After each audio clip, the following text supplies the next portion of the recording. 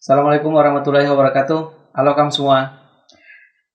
Halo, Nah teman-teman, sekarang ini kita sudah bersama dengan Nisa, ya halo YouTuber semuanya. wanita di Kota Sorong.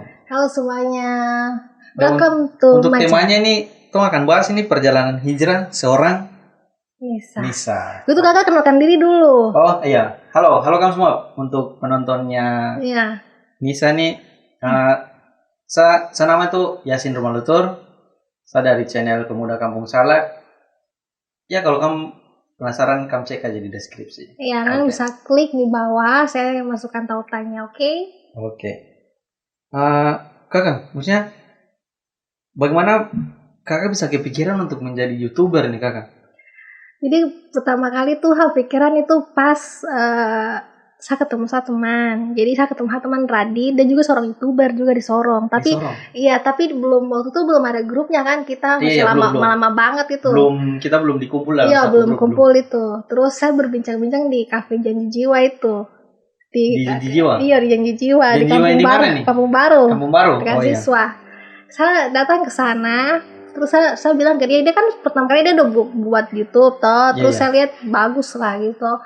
Terus saya ke sana tanya kakak itu Bang Nisa juga mau bikin, tapi saya tidak tahu bikin bagaimana. Bingung mau mulai bagaimana? Bingung karena kan harus betul-betul bisa menguasai editing video, bisa bikin, maksudnya untuk opening video untuk welcome Nisa itu kan saya nggak tahu bikin bagaimana waktu itu kan. Iya betul. Nggak ada untuk video kan, kalau untuk memang kayak advertisement untuk di paper apa gitu kan bisa, tapi kalau video kan berbeda.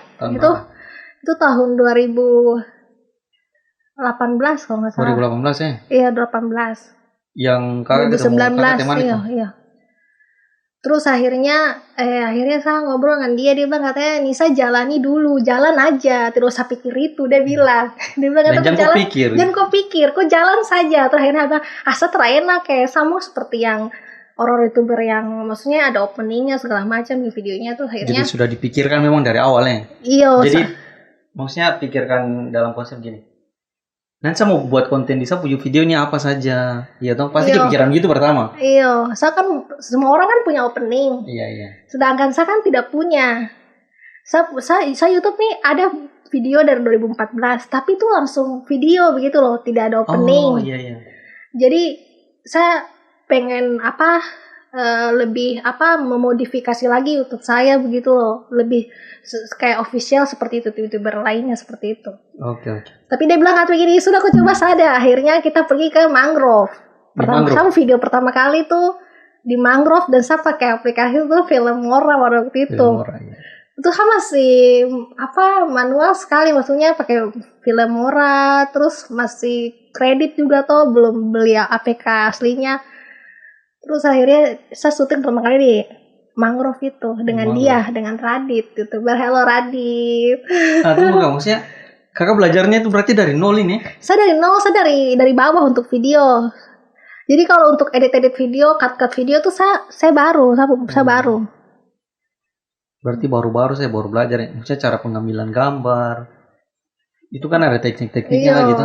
Penyusunan, terus jadi satu sesuai irama, terus masukkan sound segala macam, ini baru. Pemilihan musik. Pemilihan musik juga sebenarnya harus hati-hati sih karena copyright. Jadi kita harus install aplikasi NCS untuk melihat musik-musik yang diperbolehkan dan tidak diperbolehkan. Itu harus punya. Oh gitu. Ada aplikasinya tuh, teman saya yang waktu itu yang info saya ini. Harusnya selalu perjalanan saya punya YouTuber tuh, mungkin teman-teman bisa lihat ya, dari bawah hingga dari video awal hingga ke atas itu pasti ada perbedaannya. Ada yang pakai Viva Video, pakai InShot, itu proses. Dari yang landscape sampai yang datar full, pakai editing khusus untuk format YouTube, itu semua saya proses sendiri. Maksudnya itu jalan bertanjak. Karena jujur saya tuh terima kritikan. Jadi memang saya selalu kirim WhatsApp saya teman-teman toh, ini video baru saya, kalau ada kurang mohon di komen ke saya pribadi di WhatsApp gitu. Jadi setiap mereka komentar saya tampung. Mereka bilang Nisa kok gambarnya kok kayak gini, kenapa gini, landscape kan nggak bagus, aku mau itu yang landscape, yang maksudnya kenapa portrait, kenapa harusnya mau yang landscape yang biar jelas gitu. Jadi Terus saya bingung pakai aplikasi apa segala macam. Terus pokoknya nih saya harus ganti deh gitu. Jadi semua masukan tuh dapat dari lagu yang mereka merasa tidak cocok, mereka komen di saya, mereka komen di WhatsApp saya. Oh, jadi komen pribadi nih. Komen pribadi, jadi komen-komen itu yang membangun saya gitu loh. Itu sebagai acuan untuk kita berkembang ke atas. Jadi saya tuh tidak benci, emang saya minta saran dan saya menerima itu semua komentar itu. Terus komentar itu saya perbaiki dari satu video saya perbaiki sampai akhirnya orang bilang kata begini, Nisa kok video bagus sampai. Saya upload di Facebook loh, foto video-video pendek dalam 1 menit, video-video maksudnya TikTok tapi tentang saya punya promosi YouTube tuh. Itu tuh hampir banget Nisa kok edit bagaimana kah? Bagus sampai saya pengen punya video kayak kok gitu. Oke. Begitu. Kakak kan tadi sempat bilang juga dari 2014 toh? Iya. Berarti tadi kakak mulainya 2018. Itu coba kakak ceritakan dulu. Maksudnya Vakum. Iya, vakumnya lumayan lama tuh. Lama baru sekali. Tiba-tiba begini, sekian lama gitu, tiba-tiba langsung 2018 kakak muncul lagi. Tuh ceritanya tuh, dulu tuh saya YouTuber 2014 itu sebelum ada, itu iklan semua tuh belum ada Indonesia. Masih dari luar negeri semua. Belum ada Pantene masuk kah, Lifebuoy kah, belum ada sama sekali iklan. Itu masih luar negeri. Jarang kita ketemu iklan Indonesia di YouTube itu. Terus ya YouTuber 2014 tuh kan jarang juga, orang lebih banyak masuk ke blogger. Oh iya betul, blogger. Jadi orang lebih banyak menulis di artikel terus mereka publish pakai WordPress atau tidak pakai Blogspot. Itu banyak. Zamannya blogger itu saya sudah YouTuber. Orang berlomba-lomba mau dapat viewer iklan di blogger, saya sudah YouTuber pada saat itu. Dan itu susah sekali saya dapatkan di Sorong karena internet yang low, belum ada 4G waktu itu. Belum ada 4G, terus ke warnet tuh saya upload video satu saja di warnet itu butuh 1 hari. Wah, internet berarti masih lag sekali. Masih 3G. Masih di bawah 3G, 2 3G lah. 3D kah, 3G kah. Iya, masih sangat terbatas. Baru kan dulu Instagram masih blokir. Oh gitu. Iya, belum Papua belum, waktu itu belum. Instagram masih diblokir untuk video, tapinya nggak bisa upload video sama sekali kalau Instagram.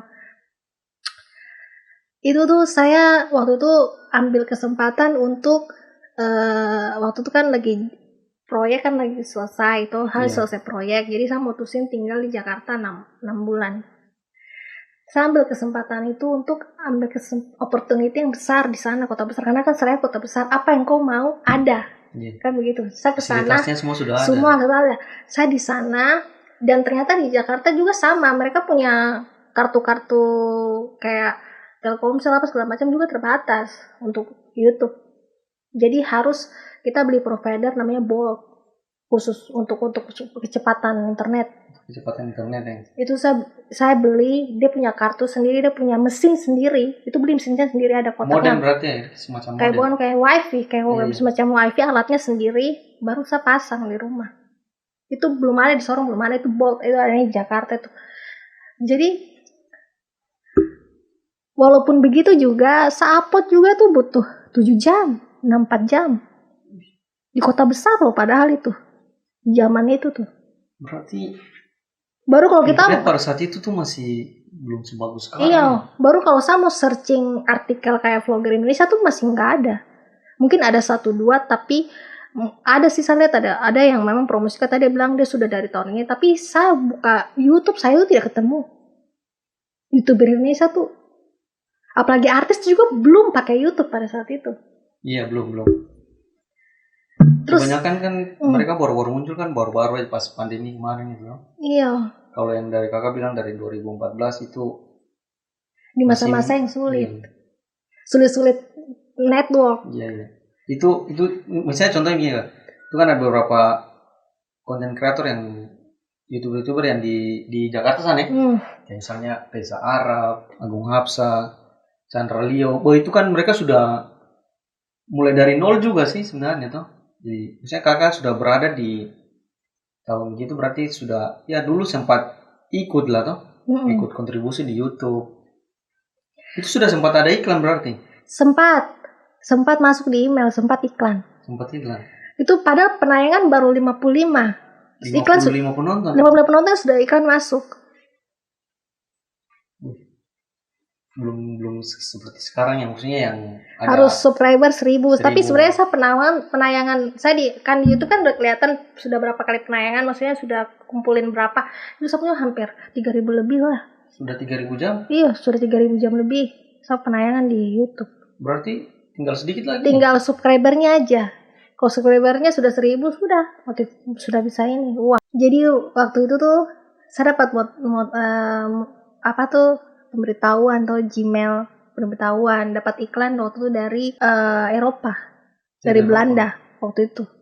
Pemberitahuan untuk dia mau ada dua iklan masuk. Oh, jadi dulu tuh orang kalau mau tayangkan iklan di kita video dong, mereka email kita. Tidak, tuh langsung dari pihak ini YouTube masuk ke email ya, untuk gitu. Konfirmasi ke kita. Ini ada 2, oke atau tidak begitu loh. Oke tidak dia boleh masuk di video kamu, boleh tidak ada begitu. Jadi waktu itu iklannya kan dalam bahasa Eropa ya waktu itu ya. Betul. Terus waktu itu tuh karena saya lagi gimana gitu kan, waktu itu lagi ada waktu itu saya skip aja waktu itu, memang saya skip aja. Tapi masih ada. Tapi saya skip. Saya tidak ketekan oke. Tidak tekan confirm gitu ya di email, tidak. Jadi di Skype. Jadi dia lewat berarti. Saya tidak tekan skip apa-apa karena waktu itu memang saya lagi ada kesibukan. Saya ada tes di Jakarta, ada tes TOEFL waktu itu. Iya. Maksudnya saya ada IELTS, ada kesibukan. Jadi 2 minggu itu saya tidak mau diganggu dan itu tiba-tiba ada masuk begitu kan. Dan saya waktu itu kan tidak ada pikiran bahwa saya ingin YouTube yang saya buat ini itu cuman hanya traveling saya untuk saya bagikan sama teman-teman. Saya tidak ada pikiran gini, oke saya berbisnis pakai ini, tidak. Jadi hanya untuk media, untuk dokumentasi aja berarti. Untuk bersenang-senang saja. Waktu itu. Tapi masih ada sampai sekarang di Sapu Ima. Kadang suka liatin aja begitu. Kamu kakak kan search saya tuh diketik lampir langsung ada keluar. Suka liatin kenapa? Aduh saya tidak klik-klik ini. So gitu loh. Karena saya takut juga. Karena gini, takut juga ada beberapa iklan yang 18 tahun ke atas. Iya. Saya takut ada iklan yang bukan istilahnya takut aja itu loh. Saya takut itu karena makanya saya pilih-pilih. Maksudnya macam yang masuk Pantene, sampo, oke lah begitu loh. Memang dia kasih deskripsi sih, dia bilang katanya ini dia promosi buku dia promosikan dia buku toh. Jadi dia ini. Tapi kan ada iklan belakangnya, kita nggak bisa klik iklan belakangnya karena yang satu saya belum klik kan begitu. Dan saya kayak ragu-ragu gitu loh. Karena kan bukan iklan Indonesia toh. Sebenarnya itu tidak masalah, cuman ya takut ada pornografi masuk di satu vlog. Ya kan, I'm so shocking gitu loh. Ini it's not about money, it's about my reputation gitu loh. Waktu itu. Kalau sekarang kan dia YouTube kan sekarang dia baru pisah untuk anak-anak sama dewasa. Dulu kan tidak. Dulu kan banyak permasalahan pornografi, dicampur aduk. Sekarang kan baru dia atur. Jadi sekarang juga sudah mulai ketat sih di YouTube, kayak misalnya video-video yang sensitif sekali itu langsung di take down itu. Iya. Tapi kan ini baru sekarang. Saya kan di zaman yang bebas begitu loh. Iya. Belum ada sensor. Punya aturan terlalu banyak. Lagi. Nah, terus kan, maksudnya seperti yang tuh sudah lihatin tuh di vlog yang di tahun 2014 tuh. Maksudnya perjalanan YouTube, terus kan tidak, maksudnya itu kan tidak menutup aurat. Maksudnya tidak pakai hijab. Tapi sekarang kan harus pakai hijab nih toh. Bagaimana bisa cerita bisa maksudnya merubah image atau kesan sejak kakak tuh berubah, maksudnya tampilannya dulu dengan sekarang itu berbeda, sangat berbeda. Maksudnya bisa bolak balik kan, mau bilang 180 derajat lah. Dia sudah lagi. Itu bagaimana kan? Ya teman-teman tuh pada shock. Teman-teman. Pasti dong kaget ya. Siapa teman-teman bule terutama pada shock. Dong DM saya tuh. DM saya bilang you are no different. you using apa scarf toh gitu, hijab gitu. Terus lagi ya this mini saya bang gitu. Mereka pada apa namanya shock gitu, tapi kan saya bilang toh I'm a Muslim, I just changing, langsung mereka mengerti gitu, ngerti. Iya. Tapi kadang mereka berpikir bahwa biasanya orang berhijab setelah menikah, tapi ini kok belum udah berhijab, kenapa begitu loh orang berpikir. Tapi saya mengatakan bahwa saya berhijab ini karena apa, memang cita-cita saya juga berhijab, cuman memang belum kesampaian. Belum dapat hidayah. Belum, iya. Saya ingin berhijab. Dari kecil tuh punya ada keinginan ingin suatu saat saya berhijab. Tapi dalam kehidupan sehari-hari tuh tidak bisa gitu loh. Tidak bisa, kakak, berat sekali. Apalagi kan image hijab tuh kan harus orang yang memang betul-betul wanita yang soleha, yang baik-baik tuntutan lah. Tapi saya ingin bilang ke para wanita atau masyarakat di sana bahwa berhijab tuh tidak butuh kau harus baik atau buruk. Dia tidak tunggu kau harus. Dia tidak tunggu kau harus buruk dulu baru kau berhijab, tidak, atau kau baik dulu baru tidak. Berhijab itu bukan masalah kemantapan diri, tapi itu memang tuh wajib. Kau pakai saja, nanti kau jalan begitu. Kau jalani dulu begitu saja. Saya cuma bilang karena saya termasuk telat berhijab. Coba kalau saya tahu itu dari dulu, mungkin walaupun saya ragu-ragu seharusnya pakai saja. Gitu kakak. Iya. Tantangan terberatnya apa nih berhijab? Tantangan terberatnya kan kita kan hidup di dunia ini kan apalagi kalau saya kerja di perusahaan-perusahaan asing gitu kan, ketemu orang yang ateis banyak, tidak punya agama gitu. They not believe in God gitu. Mereka tidak percaya Tuhan. Dan saya tuh kadang pertama kali tuh worry gitu, worry karena apakah dia bisa menerima saya karena saya beragama gitu loh. Menerima saya, maksudnya kalau saya tidak pakai jilbab kan pasti orang nggak bisa, oh di general ini Nisa begitu. Kalau pakai jilbab kan pasti orang tahu ini dia Muslim gitu. Iya. Maksudnya aku bisa menerima saya tidak, maksudnya itu yang saya kadang lagi menggundah di hati. Tapi alhamdulillah ya, namanya Allah tuh, namanya rezeki juga, namanya Allah tuh, orang berhijab tuh tidak ada tantangannya. Maksudnya apa yang kau pikirkan itu sebenarnya itu cuma ketakutanmu saja, realitanya tidak seperti itu. Jadi saya biarpun saya berhijab juga, yang terima saya waktu itu Oka Warasang ya, dia tuh terima saya dulu untuk kerja jadi sekretarisnya dia tuh. Iya. Itu dia terima saya, faktanya dia terima saya begitu loh. Dia terima saya dengan my visual like this gitu, my visual with the hijab right now, dengan sekarang ini. Jadi pekerjaan atau karir apapun saya rasa hijab tuh bukan sebuah tantangan, tuh hanya ketakutan. Kamu pikir kalau kamu berhijab karir kamu jatuh, ketika kamu berhijab orang tidak suka lihat kamu di di televisi atau di platform YouTube atau dimanapun. Salah. Iya. Agama, tapi ya kamu berjalan dengan cita-cita kamu begitu loh. Jangan dicampur aduk gitu loh. Iya. Maksudnya jilbab itu sudah sebagai kewajiban di agama Islam toh. Jadi jangan khawatir kalau karir terhambat dengan hijab, tidak sama sekali. Kalau misalnya kita tidak kesampaian ke sana berarti itu bukan rezekinya kita. Iya. Okay. Terus tujuannya kakak berhijab, tujuannya maksudnya pasti kan tidak mungkin tidak punya tujuan yang ke depannya atau pasti ada. Apa ini kak? Tujuan saya berhijab ini. Tujuan saya berhijab ini ya agar bisa hijab ini kan identitas saya sebagai muslim toh. Jadi saya ingin kalau meninggal nanti tuh dalam keadaan muslim gitu. Jadi orang kenal saya dengan, oh ini Nisa, dia seorang muslim dengan hijab saya. Jadi sekaligus saya mempromosikan Islam seperti ini pakai jilbab, dan mereka akan langsung tahu gitu. Iya. Gitu. Karena Karena kan apalagi saya punya background, saya kuliah di Universitas Kristen. Orang pikir, mungkin saya takutnya orang berpikiran salah mengenai saya gitu loh. Mengenai saya karena orang yang tidak kenal takutnya mereka salah gitu. Dulu tuh orang sampai beranggapan itu saya bukan Islam, saya non Muslim. Itu pada saat itu berarti belum hijab kan? Belum hijab, orang beranggapan kalau saya tuh non Muslim. Terus mereka apa namanya apa lagi ya? Pokoknya itu hal yang sangat menyedihkan begitu loh. Secara saya mentally kayak gitu.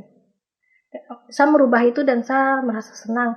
Dan saya juga tidak ingin ketika saya punya anak nanti dia melihat saya seperti itu gitu loh. Melihat saya dengan kalau bilang nih mama kenapa pakainya gini gitu kan malu gitu ya. Maksudnya bukan malu sih, maksudnya kita harus give example for the children, kita memberikan contoh yang baik kepada anak-anak kita ke depannya begitu. Iya. Oke. Mungkin itu akan termasuk di tujuannya kakak, maksudnya untuk buat YouTube ini apa nih kakak? Buat vlog-vlog keseharian. Oh itu, ya tujuan saya buat vlog-vlog saya tuh sebenarnya tuh ingin apa namanya memberikan inspirasi kepada khususnya buat teman-teman yang sudah kenal saya di situ. Jadi mereka bisa lihat apa keseharian sehari-hari dan mereka juga yang ya tahulah kalau saya teman-teman tuh kan jarang punya karir seperti saya atau kakak. Jadi walaupun hanya bisa lihat di layar kaca, maksudnya intinya tuh saya bisa menginspirasi lah. Maksudnya biarpun mereka belum pernah pergi ke sini, tapi saya kasih tunjuk loh ini, gitu. Saya sambil jalan sekalian langsung dokumentasi. Iya, bisa sharing ke yang lainnya begitu. Ini loh Tanah Toraja, ini loh Makassar, ini loh budayanya Makassar seperti ini, kehidupannya seperti ini. Gitu. Tapi saya paling banyak memang di food vlogger. Orang kenal saya di food vlogger. Iya, kuliner. Karena saya postingan semua makanan. Makan. Travelnya tuh makan. Traveling tuh tidak bisa lepas dari makanan, kakak. Makanan itu harus ada. Ciri khas dari kota Soto Makassar. Kita harus coba itu, harus ke sana. Begitu kakak. Jadi memang makanan itu satu bagian yang memang saya sangat favorit. Dan saya juga kadang bisa membagikan resep-resep kepada teman-teman. Setelah punya viewers, ini dia pakai apa, bumbunya apa segala macam. Jadi teman-teman tuh ada bayangan gitu loh. Ada bayangan, dia tahu resepnya, masakannya dia tuh bisa pas begitu loh. Saya bisa sharing ilmunya ke mereka juga. Iya tuh. Nah, Kak, terus bagaimana dengan karirnya kakak ini toh? Iya. Yang lain lah di dunia migas mengenai hal ini tuh. Ketika maksudnya kakak juga bekerja di bidang entertainment, menjadi YouTuber, tadi kalau juga bilang food vlogger, terus ini serta maksudnya kakak juga tuh penyanyi yang suka sumbang-sumbang lagu di event-event acaranya. Iya. Itu bagaimana itu kan? Itu tuh bukan yang pengalamannya tuh sungguh sangat luar biasa, maksudnya mengejutkan sebenarnya mengejutkan. Karena gini, waktu saya di LNG Tangguh sana mereka adakan event, terus saya terpilih kan. Ikut audisi. Jadi kakak setiap departemen kan kirim satu perwakilan untuk ikut audisi. Iya. Audisi waktu itu audisi menyanyi, audisi karaoke menyanyi lah. Tapi dia punya panggung tuh bukan kayak menyanyi, kayak orang konser, kayak audisi KDI begitu, audisi yang besar. Udah alat itu bukan alat murah-murah kakak. Alat hampir ratusan juta, ada punya mixer, dia punya semua. Beberapa panggung juga ada. Jadi dia punya audisi bukan audisi yang kaleng-kaleng ya? Bukan audisi kaleng-kaleng, ya perusahaan besar tuh kakak. Sampai dia punya efek-efek asap itu semua ada. Efek lampu yang jadi ini, sama dia punya lighting, sama sampai nanti yang disiapkan TV depan, belakang semua sampai dia player in focus kanan kiri semua. Lalu ikut audisi, terus saya kan di departemen field engineering. Field engineering tuh bagian engineering tuh bagian teknik di lapangan lah. Saya bekerja di bagian field engineering. Mereka bingung mau kirim siapa kan. Nisa ikut sudah. Akhirnya saya ikut lah. Jadi audisi kan kita daftar, kirim email lah, kita daftar gitu toh, via email kita daftar terus dipanggil. Jadi tempat casting itu ada di aula, di dekat aula, pokoknya ada aula di dekat, pokoknya di mess hall lah. Di mess hall tuh agak jauh. Jadi dia pokoknya dia audisi tempat ini, tampilnya beda-beda tempat. Di LNG tapi beda-beda tempat, tidak satu tempat. Terus saya ke sana kan dikasih waktu 3 hari untuk latihan. Buat sampelnya gitu atau? Ya, untuk datang latihan Latihan. dengan lagu yang kau pilih begitu. Maksudnya 3 hari sebelum tampil audisi tuh kau dikasih waktu 3 hari, datang di ruangan sudah disediakan untuk latihan. Saya datang, saya coba semua lagu, kakak. Mau lagu bahasa Inggris, mau lagu website, semua saya coba semua, kayak lagu-lagu yang saya favorit, sampai lagunya American itu saya coba semua. Terus dia tolak saya, dia reject, dia bilang nih, tidak cocok nih Sa, dia bilang gitu. Saya bilang gini, aduh, tapi saya suka, kok suka, tapi orang yang dengar, tidak cocok dengan kau style, akhirnya dengan kau punya suara. Saya bilang terus apa dong, saya bilang gitu toh, saya casting itu mungkin saya yang paling lama apa, banyak yang tidak ikut casting, mereka hanya mau langsung perform. Jadi mereka cuma latihan di rumah, baru pas hari hanya langsung perform. Dong tidak mau pergi ke lokasi untuk casting, untuk apa, latihan tuh tidak ada. Akhirnya saya datang ke situ, saya latihan itu, saya tuh berapa orang ya, 5 orang, tapi saya yang paling banyak. Saya sampai mungkin dari pagi ke sampai sore ke Iya. Terus selesai itu akhirnya dapat lagu yang pas. Jurinya ke saya begini, misalnya ini kok cocok lagu ini, lagu apa, lagi cantik. Lagi cantik apa nyanyi, siapa nyanyi itu tuh? Siti Badriah. Oh iya, lagi Siti yang Badriah. lagi naik daun tuh. Iya. Lagi lagu-lagu cantik. Kok suara tuh suara-suara pop sugar. Suara-suara pop sugar gitu. So pop sugar tuh kalau kita bilang, kalau itu kan bahasa Inggrisnya pop sugar, tapi kalau bahasa Indonesia itu kayak suara-suara kayak agak bagaimana, centil gimana gitu, suara-suara celitik gimana, kayak cocok dengan lagu dangdut gitu. Tidak bisa kau pergi ke pop, tidak bisa kau pergi ke apa namanya genre, kau tidak bisa ke genre lain. Kau suara tuh hanya bisa kau salah lembut, soft, terus agak sedikit ketik-ketik itu masuk ke dangdut. Akhirnya saya terima itu toh, dikasih, saya terima saja. Maksudnya walaupun saya dalam hati itu saya tidak fans sama dangduter, saya tidak fans, saya bukan genre dangdut. Saya kan genrenya kan pop, terus kayak musik country gitu toh, musik-musik daerah-daerah yang country yang ini kayak seperti Taylor Swift begitu. Akhirnya oke lah, pasrah saja karena semua di reject toh, semua ditolak. Bagaimana kakak? Akhirnya saya terima saja.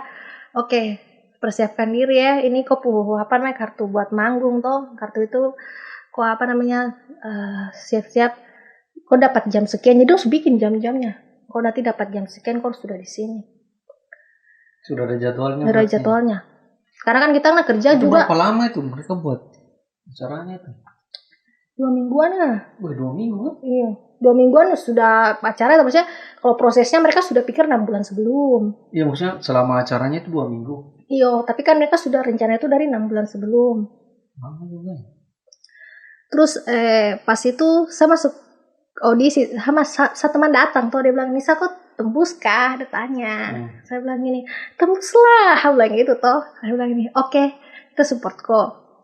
Sudah, kita datang nonton kok yo. Pas itu pasti casting, yang perform itu casting. Jadi kan casting. Latihan baru casting. Latihan dapat nomor baru casting. Nanti kok gugur ya, kok gugur. 1 jam casting itu saya hadir toh. Dong deh. Peserta banyak nih, dari banyak departemen, dari BP, dari CST, dari cewek kok lagu apa? Terasa diamnya tuh rahasia toh. Hadiam saja, tahu. Nanti lihat saya sudah.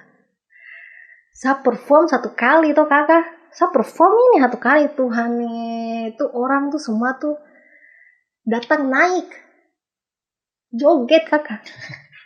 Baru sapu penggemar ini dong bawa spanduk Nisa ini. Dong datang naik dan bawa tulisan Nisa ini, Nisa dong datang. Padahal tuh masih tahap audisi tuh. Berarti dong senang sekali toh. Sudah ada fansnya memang dari situ ya. Kayaknya sih sebelumnya sudah ada fansnya kayaknya. Makanya orang kalau lihat kadang foto-foto yang saya dapat itu dari fans. Dong kirim ke saya. Ya itu setelah saya terkenal. Tapi ini saya cerita sebelum saya terkenal di Tangguh sana. Akhirnya saya manggung hanya itu, hai sayangku, hari ini aku cantik gitu loh. Nah itu nyanyi itu. Wih, itu tuh antusiasnya tuh luar biasa kakak. Beda dengan orang-orang lain yang manggung ini, tarada sas saja ini yang sampai hasil bingung. Terus sampai langsung juri angkat tangan langsung selesai. Langsung Nisa masuk lolos audisi pertama. Langsung dari situ langsung lolos ya? Lolos. Baru sampai yang kedua nih, sampai final tuh maksudnya lolos final. Ke final ini itu kan saya lolos tuh kan karena saya latihan koreografi juga. Saya dapat pelajaran koreografi, terus pemilihan lagu semua disiapin. Jadi alhamdulillah ya biasa ikuti jalannya aja apa yang apa yang netizen mau, maksudnya apa yang audiens mau gitu loh. Apa yang audiens, saya tidak memikirkan sapu kesenangan. Padahal secara pribadi saya bukan dangduters gitu loh. Saya bukan pecinta dangdut, tapi saya menyenangkan hati orang lain karena memang mungkin inilah yang mereka suka gitu tuh waktu itu. Sejak saya terkenal di audisi itu kan ke final kan dia lama jedanya kan lama. Iya. Tidak langsung harinya besok, tidak tuh jeda. Selama saya terkenal tuh satu video viral tuh 18 satu video viral. Video saya audisi itu. Oh, yang lagi casting itu? Iya. Atau yang sudah di panggung? Iya, di panggung itu audisi. Oh, bukan yang kalau yang itu sudah audisi, sudah di panggung yang pertama yang lolos itu. Yang lagu cantik itu. Itu viral. Viral tuh sampai seluruh orang yang di Renji tuh kenal saya kan. Berarti dong rekam itu ya? Dong rekam, dong masukkan share ke grup, selesai. Kakak satu dengan video yang berbeda-beda. Tapi memang saya ada bikin jadi video tuh kan potong-potong. Saya ada bikin satu, baru saya ada saya masukkan cuplikannya di satu Instagram. Kalau kalian mau cek toh. Dari saya terkenal itu orang panggil saya. Maksudnya panggil untuk manggung? Manggung di acara dong punya event. Jadi kan setiap departemen kan punya acara event setiap 2 minggu, 1 minggu tuh. Kayak kan kayak bagian suatu perusahaan kan banyak departemen. Iya, punya setiap departemen kan punya acara-acara masing-masing. Itu dong panggil saya. Untuk hiburan atau? Untuk apa? Panggil saya untuk manggung sekalian dengan dong punya visi acara tuh. Kan dong ada bikin visi acara tapi nanti artisnya dong undang saya. Kalau terada satu dong acara sepi. Kakak baru saking saya takutnya tuh waktu itu begini kakak. Kalau saya manggung tuh saya tidak pernah bilang orang. Saya tidak pernah bilang siapa-siapa. Kakak, sapu fans datang itu pakai mobil bis ini itu 4 bis. Full. Itu kok kakak dong lewat SMS saja. Lewat telepon ada Nisa ada manggung sini. Sedangkan NC kan besar. Dia panggung ada banyak panggung, ada panggung di di Stinkul, ada panggung di mana kan ada berapa titik panggung tuh kan. Lu pakai HP saja. Nisa ada di sini. Lu datang.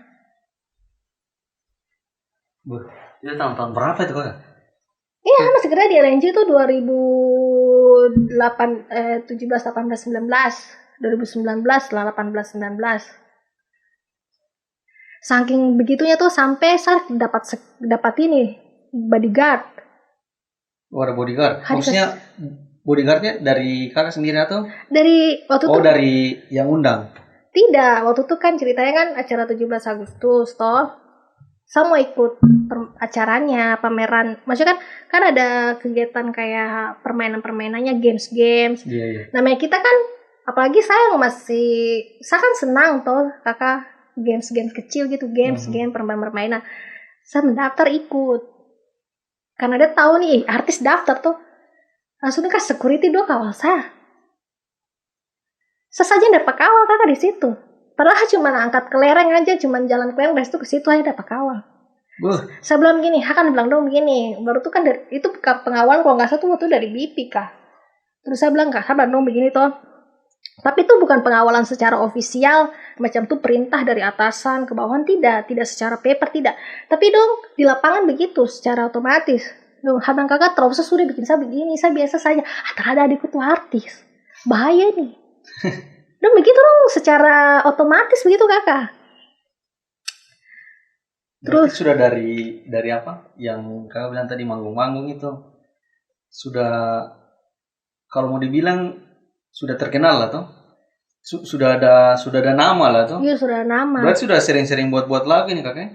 Iya sudah. Atau tapi apa sih lanjut lagi? Itu sampai saya masuk di final. Toh kakak sampai masuk di final. Tapi saya masuk di final dan saya dapat favorit pada waktu itu, juara favorit. Oh juara favorit ya? Iya juara favorit karena semua yang datang di situ satu fans. Tidak ada orang lain kan.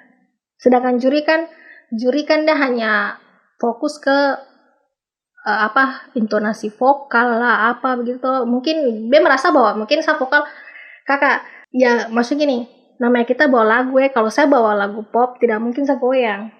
Iya betul. Ini saya dangdut.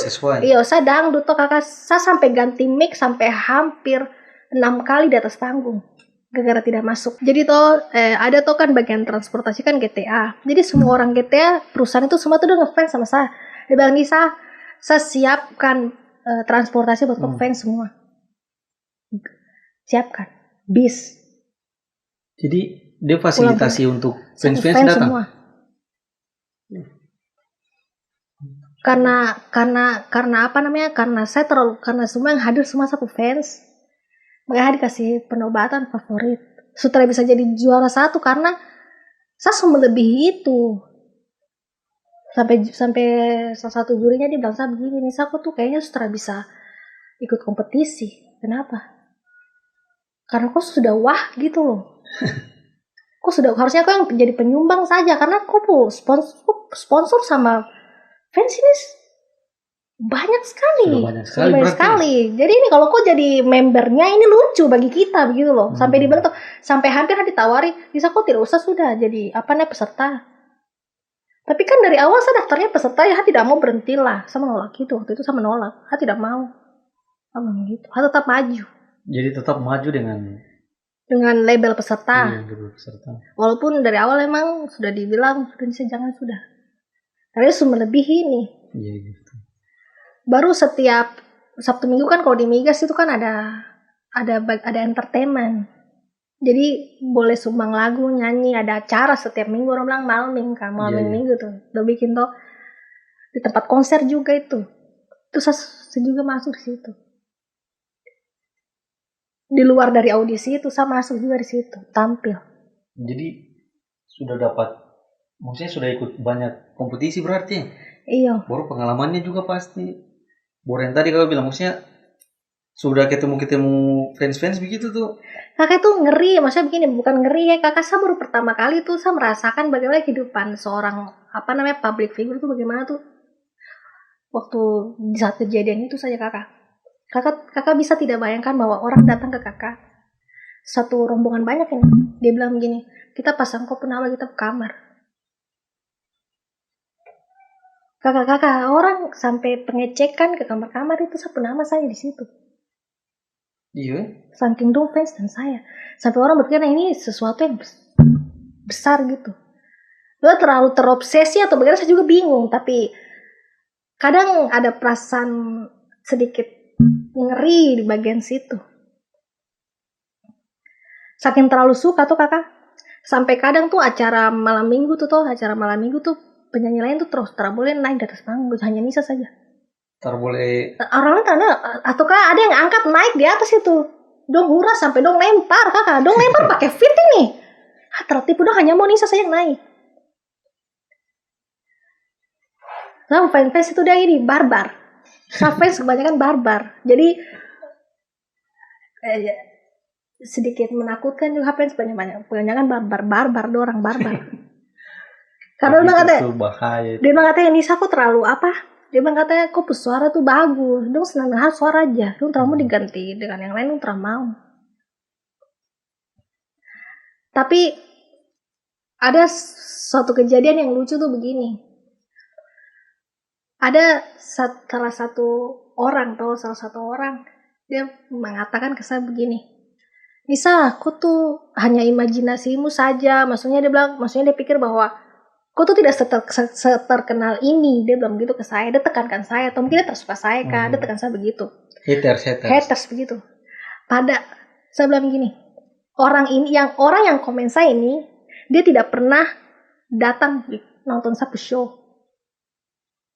Berarti dia hanya lihat di sosial media aja kan? Tidak, saya juga tidak pernah upload sosial media. Dia hanya dengar dari orang-orang. Maksudnya dia hanya tahu oh Nisa populer, tapi dia menyimpulkan sendiri dan dia menghardik saya. Gini, dia boleh, saya bilang nih, dia belum pernah lihat Sapu. Dia belum pernah ketemu Sapu fans pertama. Dia belum pernah ketemu fans. Dia belum pernah nonton Sapu show. Kalau dia nonton, dia tidak akan mungkin cara begitu. Tapi saya tinggalkan aja. Mungkin dia juga dapat hasutan dari orang. Mungkin ada kasih bumbu, tapi intinya saya kasih tinggal saja. Iya. Jadi itu sebagai acuan untuk motivasi untuk ke depan ya toh. Maksudnya tidak sebagai buat kita untuk down, itu sebagai penyemangat. Kakak, sampai kakak tahu saya sembunyikan Sapu sosial media gara-gara Sapu fans itu. Kakak tahu 18.000 orang atau 12.000 karyawan. Kakak maksudnya gini, sampai saya ganti nama di Sapu akun Instagram. Saya bikin supaya orang tetap bisa ketemu saya itu karena apa? Kakak takut tuh dong like semua tuh sampai sebenarnya bagus sih like sampai ribuan, tapi bagi saya tuh kayak sesuatu yang saya shock gitu loh. Saya belum maksudnya saya shock gitu. Maksudnya orang pasti bilang senang dong kalau ada yang following gitu loh kakak.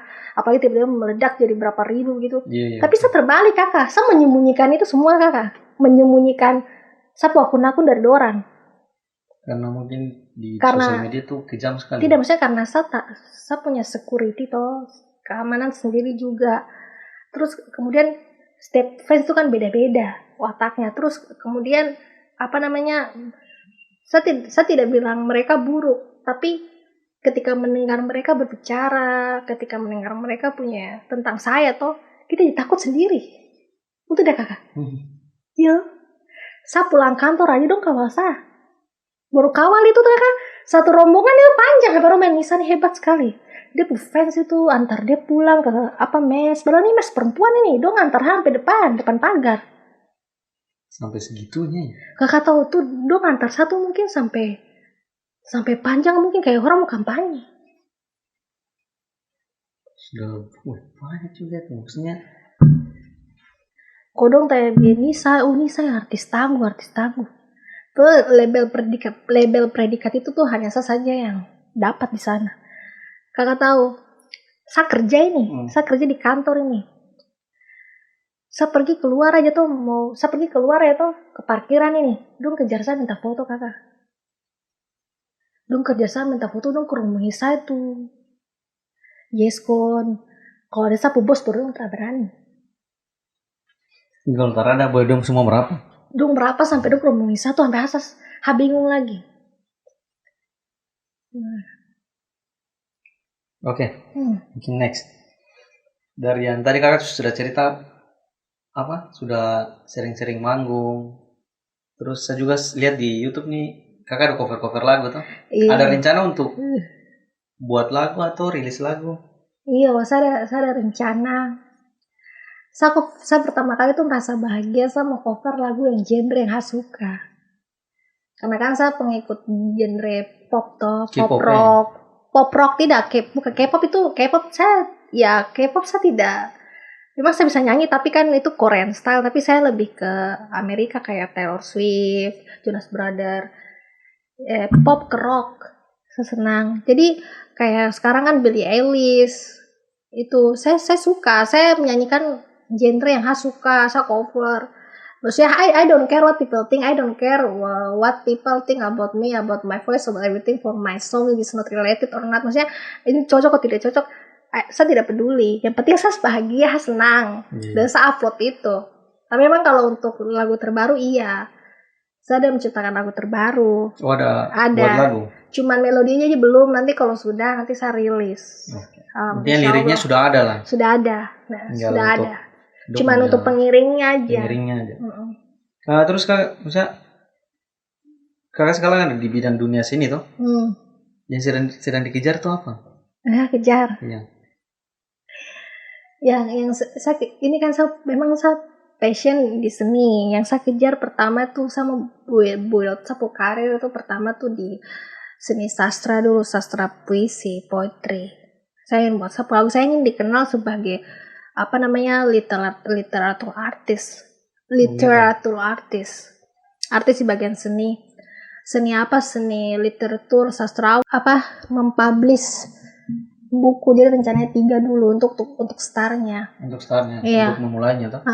Terus kemudian itu kan dari buku-buku itu nanti saya bisa buat untuk kedepannya rilis new song gitu toh. Apa sih hubungannya antara entertainment dengan dunia bisnis? Itu sangat berhubungan. Jadi menjadi YouTuber tuh bukan hanya sekedar YouTuber, tapi kita bisa mempromosikan karya kita gitu, bisa selling produk gitu loh. Ya, kita punya bisnis, kita bisa buat videonya loh. Iya, jadi macam kayak kita, contohnya kita buat bisnis apa, jadi kita promosinya lewat YouTube. Kita berkarya apa, kita promosiannya bisa lewat YouTube.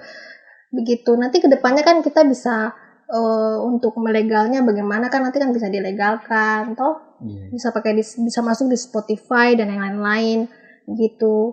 Jadi memang awalnya tuh kan image dunia entertainment kan kadang gelap. Jadi saya tidak ingin memulai dengan hal yang gelap. Jadi saya memulai dengan yang keilmuan dulu pertama. Keilmuan dari sisi seni baru berlanjut ke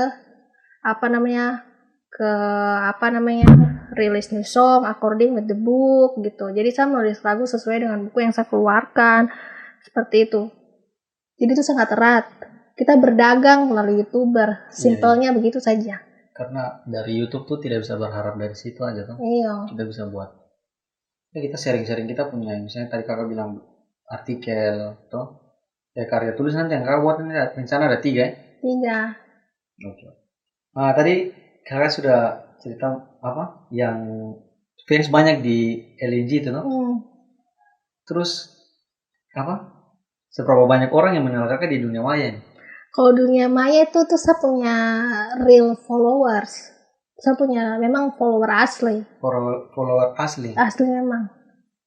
Itu di luar dari Sapu Fansan LNG, di luar. Itu di luar? Di luar. Berarti di sosial media tuh asli. Orang-orang terdekat? Orang terdekat, orang yang dari teman ke teman gitu yang kenal. Iya.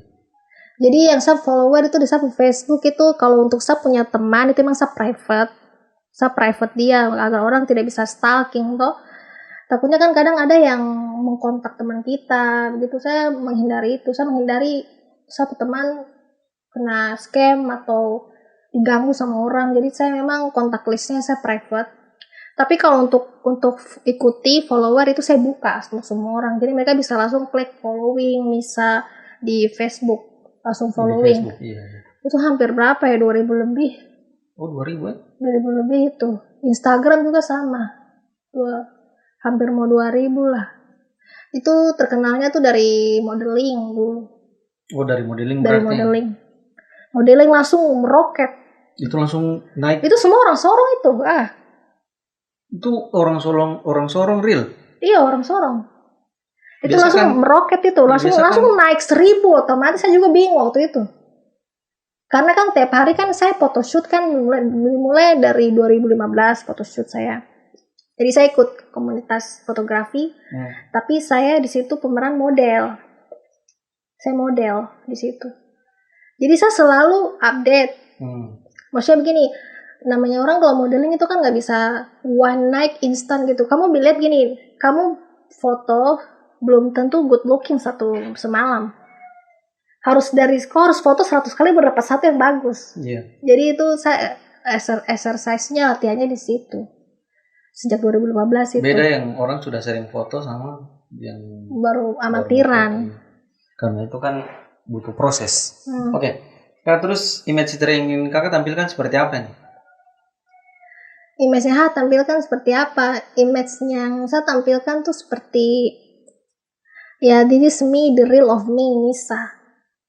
Ini diri saya, ini diri saya Nisa, dan ini keseharian saya. Dan saya ingin menginspirasi teman-teman saya, teman-teman dekat saya, sahabat saya melalui vlog-vlog saya. Dan saya ingin berkarya di dunia seni, di dunia entertainment juga, dunia karir di migas juga, jadi balance gitu loh. Jadi ini hobi saya tidak lepas dengan saya pekerjaan gitu. Kalau ada senggang ya, saya masuk ke saya punya hobi gitu loh. Jadi karena hobi tuh apa ya, kok tidak akan pernah capek kalau kau bicara kalau kok hobi itu tidak akan pernah ada rasa capek di situ. Jadi itu malah tambah menyenangkan. Karena kita buat refreshing. sesuatu yang kita suka. Karena sesuatu yang kau suka itu Iya. suatu media pelampiasan yang sangat terbaik untuk menghilangkan stres, depresi, itu juga Tapi kalau bagus. dengan hobi kita bisa mendapatkan pendapatan, itu lebih bagus lagi. Terus ke proyek ke depan ini rencananya apa? Proyek kedepannya sekarang ini saya tuh ingin membuat komunitas, bukan komunitas sih, maksudnya saya ingin, tapi masih diskusi sama teman-teman saya. Masih direncanakan? Iya, karena kan seperti kakak lihat di waktu saya di Tanah Toraja itu kan saya video sinematik itu bagus sekali, tapi itu bukan murni, memang kalau khusus sinematik video tuh bukan saya yang buat. Kalau untuk vlog saya, tapi kalau sinematik itu pasti ada nama pembuatnya di deskripsi. Itu saya berkolaborasi dengan Matalen Samaro, saya teman Haidir. Jadi dia memang kerja di fotografi. Iya. Videografer. Tapi dia aslinya di tempat dia kerja, dia cuma handle fotografi aja, bukan video aslinya.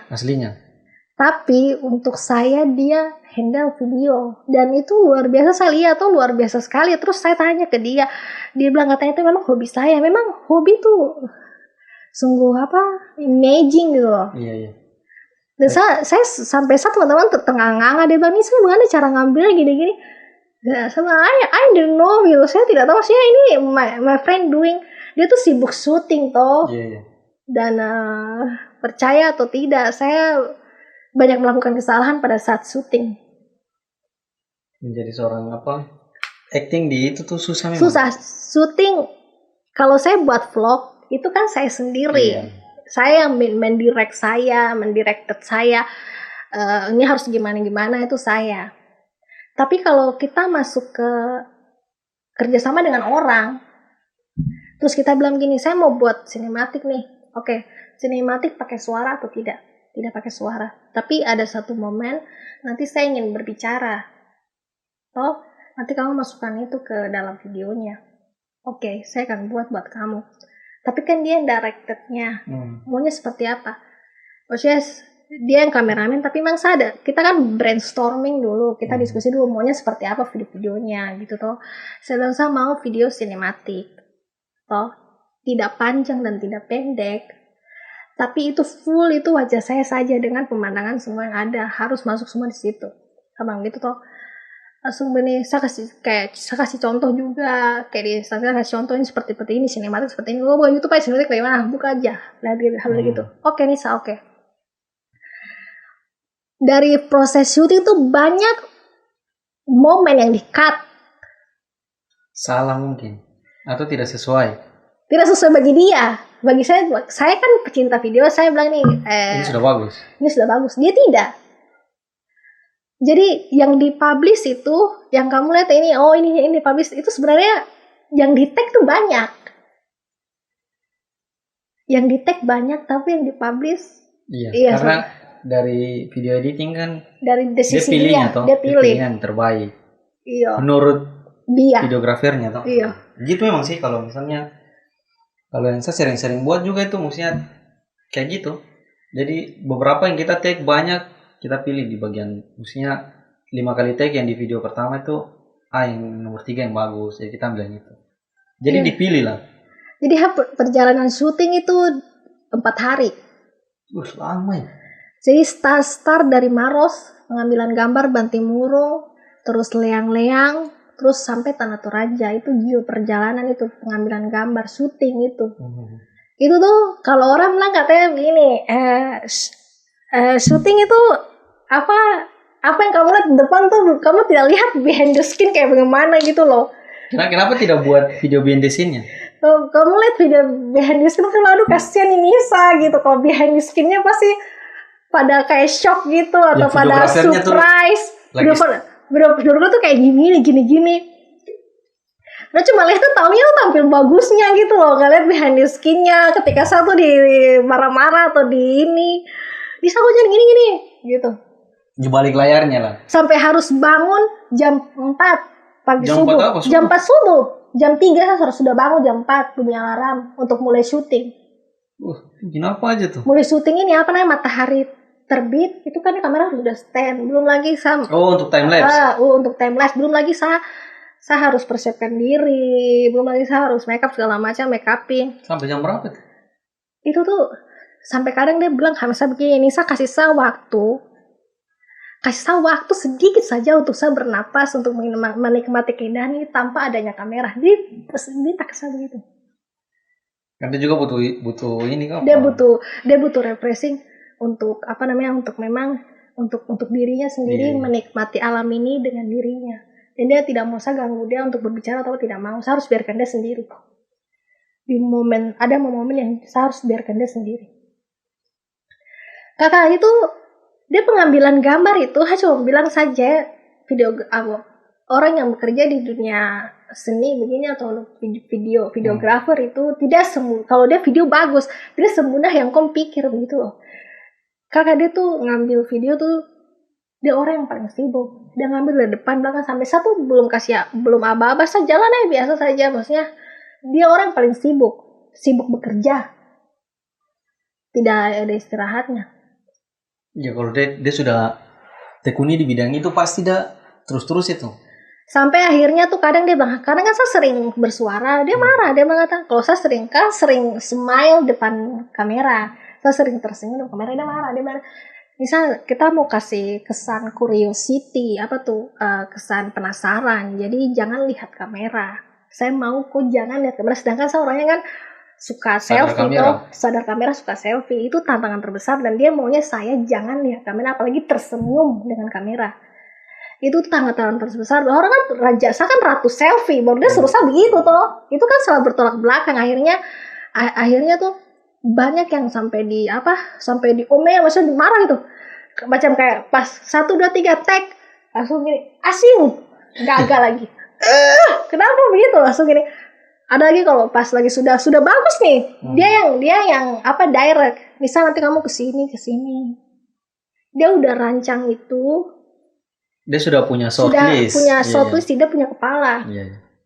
Terus akhirnya pas saya sudah ikuti dia gitu, jalan tuh ikuti begini langsung. Dia bilang katanya gini, lihat kamera lagi. Jangan ya begitu. Itu kalau lihat video-video serpihannya tuh banyak sekali aku dapat omelan di situ. Belum lagi kalau pas lagi malam gitu pokoknya banyak kejadian. Maksudnya gini, banyak, tapi itu kan proses syuting yang maksudnya hanya proses syuting traveling saya tuh sungguh menyenangkan tapi juga melelahkan begitu loh. Melelahkan karena kita harus tampil sempurna di kamera. Terus harus kita menuruti videografernya buat, maksudnya yang sudah rancang buat kita. Iya. Terus dia sudah punya shortlist. Punya shortlistnya, dan memang saya sebagai pemeran di situ, makanya sebagai orang yang super talentnya di situ, yang saya harus mengikuti arahan yang dia punya. Tapi alhamdulillah tuh orangnya paling sabar lah, karena saya kenal Sulama tuh. Kalau teman dekat tuh sabar. Kakak dia sabar. Kita tuh sama-sama dari awal sampai akhir tuh sama-sama. Punya proses sampai kendala-kendalanya juga. Iya, sama-sama. Jadi yang pegang video sendiri, yang pegang untuk foto sendiri kakak. Oh, beda ya? Beda. Yang foto tuh satu teman Raju. Hello Raju. Jadi yang foto sendiri, fotografer sendiri untuk khusus foto. Dia yang pegang kamera untuk foto-foto. Foto juga kakak itu sama bukan sembarang foto kayak foto-foto betul-betul good looking, khusus model-model kayak model kalender gitu, pemenangannya ini. Jadi emang foto-foto profesional lah. Itu kalau orang foto profesional kan tahu tuh pengambilan foto bagaimana, dia sampai dia ambil dari low angle, dari bawah. Dari angle sampai mereka tuh sampai jungkir di bawah. Punya apa lagi namanya? Totalitas. Pokoknya Alhamdulillah lah, luar biasa begitu. Terus mereka edit itu kakak, cuman 2 jam. Edit apa ini? Video kah foto? Video. Dong paling pakar sampai kakak saya kan saya tidak pernah edit video toh. Nah itu kan saya baru ketemu mereka, saya bilang saya pengen mau upload ke saya YouTube, tapi yang sinematik yang bagus bikinkan saya. Jadi mereka bantu saya itu selama 4 hari itu mereka bantu saya 4 hari itu untuk travelingnya sama-sama. Mereka editnya pakai apa itu? Mereka edit, saya tidak tanya pakai apa sih, karena mereka tadi bilang punya aplikasi sendiri, dong punya kantor. Berarti dari perusahaan ya? Iya, punya aplikasi sendiri. Terus dia edit baru dia bilang, dia kasih saya Tony, saya ini lihat kalau tidak bagus kita rubah lagi. Saya bilang, bagus sekali nih. Terus dirubah. Tidak pernah dirubah. Satu-satu, tidak ada editing 2 kali. Apalagi istilahnya namanya? Tidak ada second edition. Tidak ada second edit lagi. Langsung sekali bikin sudah jadi. Tidak ada revisi? Tidak ada revisi sama sekali, tidak ada. Biasa kan videografer tuh, ada nanti tuh nama final project tuh revisi 1, revisi 2. Tidak. Jadi satu aja? Satu aja. Satu tuh sudah, saya rasa sudah puas. Supaya yang terbaik sudah banget, tidak minta lagi. Terus pas saya pulang ke Sorong, saya melanjutkan saya YouTuber ini tuh kakak. Saya melanjutkan YouTuber, saya tidak tahu opening, saya tidak bisa bikin opening. Saya bilang, ayo aku bantu saya dulu, kakak bisa tidak bikin video opening. Dia bikinkan saya. Langsung dia buat? Dia bikin berapa menit, saya langsung kirim lewat WhatsApp. Dia buat bumpernya atau? Dia buat mentahnya saja yang ada tulisan kayak Lisa vlog kan tulisannya kan Nisa Oknemi, yang Nisa Oknemi yang putar yang video itu, video opening itu tuh dia yang intronya dia yang kasih saya mentah. Terus saya bingung tuh mau edit bagaimana, ada Bang Nisa. Kok edit saja? Karena kan yang jauh terlalu mungkin ajari saya. Kok edit saya, dari situ saya belajar dari nol itu toh. Pertama kali saya edit 1 video saja di 1 vlog itu sampai 1 hari ketemu besok lagi. Dari jam 8 saya start toh kakak sampai malam toh, sampai malam, sampai besok lagi sampai jam 12 siang baru saya bisa rilis. Rilis maksudnya sampai sudah render, sampai untuk siap upload nih? Siap upload tuh saya butuh 1 hari tambah 1,5 hari untuk 1 video. Kakak saya baru pemula tuh. Iya. Saya sambil edit sambil belajar. Saya belajar. Bukan lihat tutorial, saya edit. Edit sendiri tidak pakai tutorial. Maksudnya kan untuk tahu tools-toolsnya. Atau sudah tahu? Saya klik-klik tuh. Klik-klik baru lihat, klik-klik tuh saya cari sendiri. Tangan ini masih kaku kakak mengedit. Tangan ini masih kaku-kaku, satu-satu kadang kepleset. Kadang pernah sampai tidak keset. Kakak kita bikin sampai begini baru tidak keset, kan bagaimana ini? Edit ulang itu Tuhan, sampai saya kadang aduh Tuhannya. Terus sampai saya sekarang saya tidak butuh selama itu. Sekarang saya cuma butuh 2 jam, 3 jam, paling lama 4 jam sudah jadi. Intinya kita sering-sering edit berarti sudah yang penting banyak berlatih, teman-teman YouTuber berarti banyak berlatih saja edit video, nanti pasti terbiasa. Sekarang itu pegang pengeditan itu main klik selesai. Main sinkronis kayak ke lagu juga. Iya. Itu belajar juga. Memang TikTok memang luar biasa. TikTok itu yang mengajarkan bikin video tuh bagus, walaupun hanya 1 menit ya. Tapi perjuangannya juga lumayan. Iya. Itu susah, kalau buat video pendek tuh lebih susah. Iya. Kalau buat video panjang kan ya gampang lah. Membuat dia dalam 1 menit dengan ada cerita itu tantangan tersendiri. Oke, iya. Kak, menurut kakak apa bisnis di YouTube maksudnya untuk jadi YouTuber entah? Ada keuntungan kan tidak untuk di masa depan? Ada jelas. Keuntungannya tuh kan kita bisa mempromosikan. Iya, mempromosikan. Karena banyak kan YouTuber luar negeri kan dia punya brand sendiri, dia bisa promosikan, dia punya hoodie, dia punya untuk dia punya follower. Jadi saya pengen seperti itu juga. Saya pengen membuat saya punya my own kingdom. Saya pengen membuat saya kerajaan sendiri di dalam bisnis. Tapi tidak lepas juga saya kalau ada berkarir juga iya, tapi saya tidak bisa, tapi saya juga mau bisa punya bisnis sendiri juga iya. Iya, iya betul. Jadi dia jalan gitu loh. Apa pesan yang ingin disampaikan nih kepada anak-anak generasi muda? Maksudnya di dalam vlogger-vlogger. Iya, YouTuber semua saya ingin berpesan bahwa jangan menyerah. Jangan menyerah membuat video, jangan menyerah kalau kamu gagal, jangan diam, kamu coba terus. Jadi karena kegagalan itu adalah kunci kesuksesan. Jadi kalau kamu gagal, kamu bisa sukses karena kamu belajar itu dari bawah atau step by step. Jadi kamu edit terus, belajar terus, edit terus. Saya juga mengalami itu semua sampai akhirnya saya bisa. Jadi kamu pasti bisa. Iya, iya betul. Kita dari kegagalan itu tuh belajar, toh? Iya, dari kegagalan kita belajar untuk menjadi lebih baik. Oke, mungkin sudah berapa brand nih kakak atau produk endorse yang Dulu pernah 2016, Lucky. Itu apa? Produk kosmetik, tapi dari Jogja. Jadi dia hubungi kakak untuk promosikan. Iya, itu kan sebenarnya tuh ketemunya juga random toh. Random, terus saya orang pertama mungkin dia produk namanya tuh nama luar tapi dia lokal. Dia namanya kayak nama luar gitu, kayak produk luar, tapi sebenarnya dia tuh lokal. Jadi sempat jadi dia punya. Iya, udah minta sih, dia bilang endorse. Dia bilang tolong dong ini kamu pakai produk kita, terus kamu upload di Facebook. Sampai 2016. berapa lama tuh? Berapa lama mereka kerjasama? Itu tuh atau sekali buat video aja?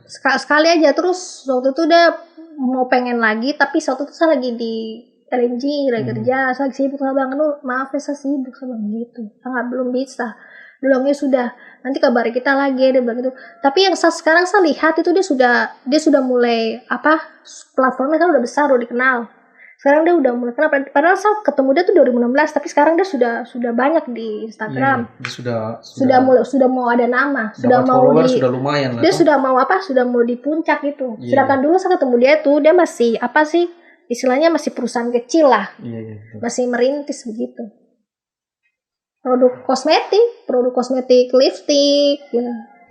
Kira-kira bayar, kalau boleh tahu bayarannya berapa tuh? Itu karena masih baru ya. Paling di bayaran lumayan, dia kasih fee setiap penjualan. Jadi kakak dapat berapa persen dari penjualan itu? Dia bilang ke 30% waktu itu. Jadi saya posting pokoknya waktu maksudnya pakai kayak kode dari saya begitu. Kode dari saya. Nanti dapat persen, Jadi gitu. Jadi nanti dari pembeli ada potongan harga sekian. Itu masuknya di kakak atau? Masuk saya. Oke. Tadi juga kakak punya usaha ini, Machinos. Iya. Machinos itu. Bagaimana kakak punya progres ke depannya untuk usaha itu bagaimana? Machinos itu prospek yang bagus ya saat pandemi itu kan ceritanya kan saya 3 bulan kan karantina di rumah. Itu terlalu lama sebenarnya 2 minggu aja. Tapi saya kayak 3 bulan. 3 bulan? Iya, tinggal di rumah terus 3 bulan. Jadi langsung kepikiran untuk buat? Karena saya hobi hangout, nongkrong di kafe gitu, nongkrong di tempat-tempat makan, maksudnya minum makan gitu. Akhirnya saya kepikiran bahwa bete nih, maksudnya mendingan saya buka gitu mini kafe di satu teras gitu. Di teras.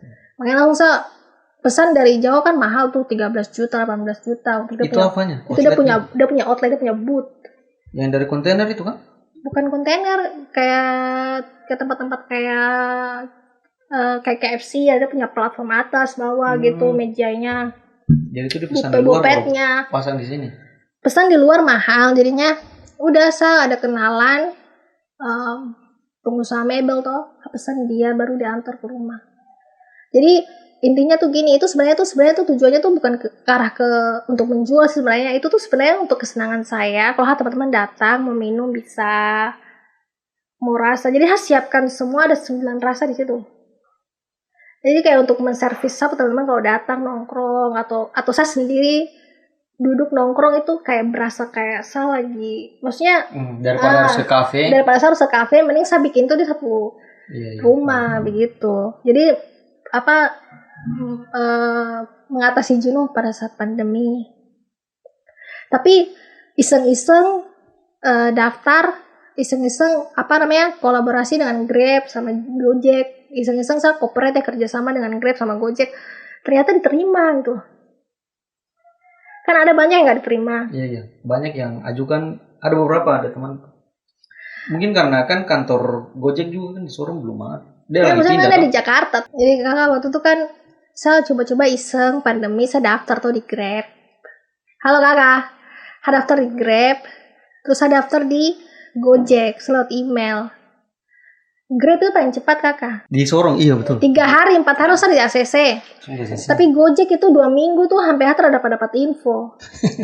Itu kan karena dia harus harus observasi tuh, jadi harus ada driver yang datang foto baru kirim lagi ke pusat, karena yang kita kirim foto siapa tahu dong kiri itu tipu-tipu kah, usaha tipu-tipu, jadi harus itu selidiki dulu. Jadi mereka ada selidiki, terus akhirnya langsung diproses, tanda tangan kontrak lewat email, tanda tangan signaturnya juga online waktu itu, sudah di ACC langsung diterima.